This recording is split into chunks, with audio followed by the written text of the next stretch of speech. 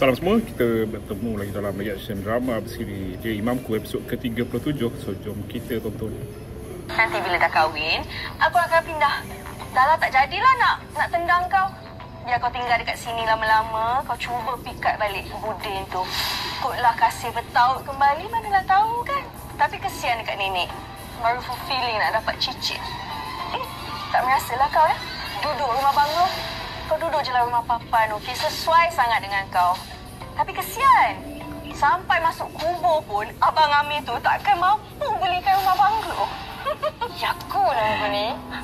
Bila dah masuk kubur, bukan dia kira rumah banglo atau rumah papan. Tapi amalan kita. Bapak dia dah sound dah. Rasanya Bapak Humairah ni dah lama dia pendam, dah lama tahan tu. Sebab selalu Humairah dia tak hormat ayah dia. Dia buat macam ayah dia tak wujud je. Dia asyik marah dia. Macam gitu sekali.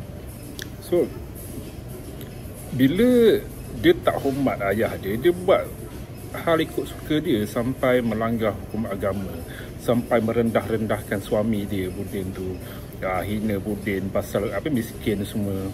Dah duduk, bila dah jadi orang kaya, dia tak merasa hidup susah macam kakak dia Lily tu semua. Saya tahu Humairah ni dia ada daddy isu dengan ayah dia pasal ayah dia melebihkan kakak dia Lily, masih lagi menantikan kakak dia balik. Walaupun dia tak sedar, rupanya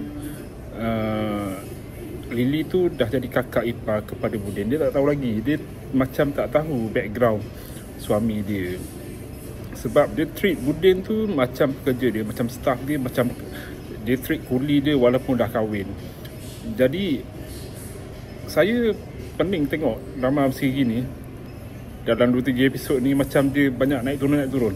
Kejap Humairah dia macam manja dengan Budin, macam ada scene tu macam tengok dia nak berubah dah, tapi tiba-tiba dia bila dengan Dahlia dia macam perangai dia lain. Mungkin sebab ada orang-orang negatif dekat keliling dia, sampai macam Rafiq ke mak Rafiq tu, sampai dia tak boleh buat keputusan yang waras lah. Sampai dia tak fikir apa yang dia dah buat tu memang salah, memang menyakitkan hati orang, termasuklah Budin dan ayah dia, orang-orang sekeliling dia lah. Sampai naik bunga ke tu pada saya. So ayah dia tak tahan dah. Ayah dia dah sampai breaking point.